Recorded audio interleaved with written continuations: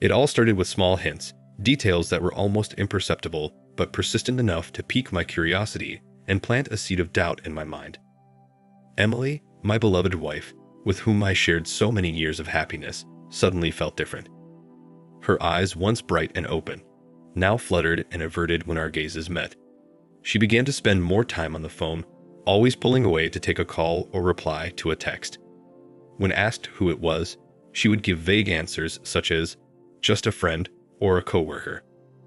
Our conversations, once full of life and enthusiasm, became dull and superficial. The laughs we used to share turned into forced smiles. I saw her smiling into the phone, her cheeks flushing, as she typed messages to someone I didn't know. At first, I ignored these behaviors, telling myself I was just being paranoid. Love makes us blind, I repeated, trying to convince myself that I was seeing things where there was nothing. I loved her, and I trusted her. But doubt is a slow, sneaky poison, and once it sets in, it becomes hard to ignore. The little details and signs started to pile up. That's when I noticed a change in her appearance. She started to dress up more, wear fancier clothes, and even put on more makeup. When asked why, she would say it was just a change of style. But something in my heart screamed that there was more to it than that. The feeling I tried to bury, ignore, and forget became impossible to deny. Something was wrong, something was happening. I knew in my heart that the life I thought I had with Emily was about to be challenged in ways I could never have imagined. And although I still wanted to believe her, the poison of distrust had been injected into me, and what I would discover later would be shocking. My heart started pounding when one night, she got a call and left our room to answer it. Something in her eyes told me something was wrong. Why did she move away from me to talk on her cell phone? I started to wonder, and dark thoughts consumed me. The doubt in my heart grew. Suspicions about her were gnawing at my insides, and I knew I needed to act. But how could I confront the woman I loved without concrete evidence? So, unbeknownst to her, I started investigating. I went through her phone when she was in the shower. The answer came in the form of a text message. The messages were loving and full of passion. Worst of all, they were from my own brother, Thomas. The words of the message appeared, and my heart stopped. "Baby, I can't wait to see you again. I miss the way you smell." I read and reread those words, each syllable intertwining with the pounding of my heart. My mind refused to accept what my eyes saw, but the truth was there, relentless and cruel. Why Thomas? Why my brother? Betrayal would be painful enough, but this connection to someone so close to me made it unbearably worse. And then another message appeared, more calculated and treacherous. "Are we going to make an appointment again at your place on Saturday night when your husband leaves for his business trip?" That message made my blood boil and my stomach churn. They were using my own home, my absence, to commit the most heinous and treacherous act. A dull rage washed over me, but I knew I needed to act smart and cautious. I determined that I would not confront them just yet. I needed more evidence. I needed to know the extent of this betrayal. If this was happening, my soul screamed for justice. I began to observe them silently and carefully, monitoring each word, each gesture. I followed their conversations on social networks, the messages exchanged, and I found out where they were. Each discovery was like a knife to my heart, but I needed to keep going. Saturday became the focus of my attention. I pretended to travel on business, but in reality, I planned to catch them in the act. I was ready to face whatever came. Friday passed in a haze of anxiety, and Saturday dragged on with agonizing slowness. The hours seemed eternal, and each minute weighed heavily on my heart. I knew what I would find that night, but a part of me still prayed I was wrong.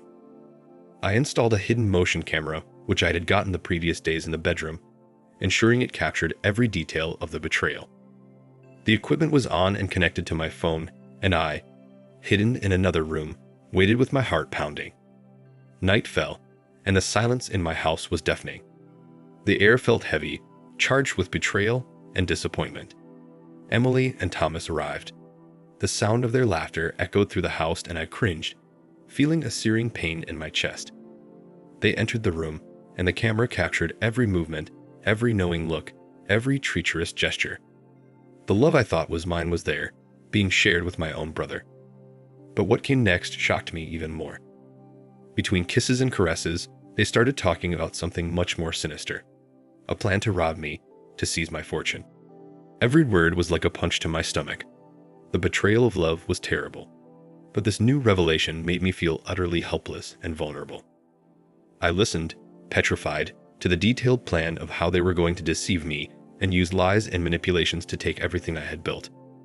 Nothing else made sense. I was lost in a whirlwind of emotions, and the ground felt like it had been ripped out from underneath me. I waited patiently to make sure they had taken off their clothes and surrender in each other's arms, because I wanted the camera to also capture their love relationship to show the family. So I gathered all my strength and stood up, ready to confront them. I entered the room, and the world seemed to stop. Emily's look when she saw me was a mixture of horror and embarrassment. Thomas, for his part, went pale, his features betrayed by sudden fear. "How could you, Emily?" I screamed, pain and anger spilling over with every word. "And you, Thomas, my brother, how could you do this to me?" Thomas didn't wait to answer. He ran, abandoning Emily, fleeing his responsibility, his betrayal. Emily began to cry, her tears mingling with slurred, desperate words. She confessed everything, every detail, every plan, every lie, and begged for forgiveness, begged for my understanding. But all I felt was revulsion and disgust. There was no more room for love, for trust. Everything was broken and irreparable. I walked out of the house, leaving her crying, abandoned in her betrayal. I was broken, but the flame of revenge was starting to burn in my chest. Emily and Thomas would pay for what they had done. I would make sure of that. The night was just beginning. Vengeance was mine, and I would not rest until justice was served. Anger, heartbreak, and revenge boiled in my chest, but I needed to be cautious. I needed to be cunning. My revenge should be cold and calculated. In the days that followed the incident, I called Emily for a chat. I sat down at the kitchen table, a place where we shared so many happy memories, and looked deep into her eyes, now bleary and apprehensive. "Emily," I began, my voice firm but controlled. "I've thought a lot about what happened, and as painful as it is, I'm willing to try to start over."